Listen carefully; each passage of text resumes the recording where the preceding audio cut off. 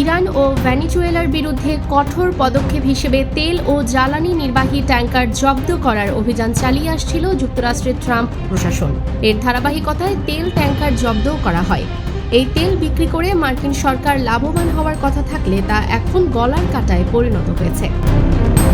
Trump প্রশাসনের তেলবাহী জাহাজ জব্দের এসব অভিযান এখন অর্থনৈতিক দিক থেকে মার্কিন সরকারের জন্য চ্যালেঞ্জ হয়ে দাঁড়িয়েছে বলে সংবাদ প্রকাশ করেছে দেশটির প্রভাবশালী সংবাদ মাধ্যম দ্য নিউ ইয়র্ক টাইমস। শুক্রবার 13 মার্চ প্রকাশিত তথ্য অনুযায়ী গত বছর ডিসেম্বরে ভেনেজুয়েলার উপকূল থেকে ট্যাঙ্কার স্কিপার 93046667 জব্দ করা হয়। ভেনেজুয়েলা থেকে ছেড়ে আসা ওই ট্যাঙ্কারটি এশিয়ার দেশগুলোর জন্য প্রায় 1.85 মিলিয়ন ব্যারেল তেল বহন করছিল।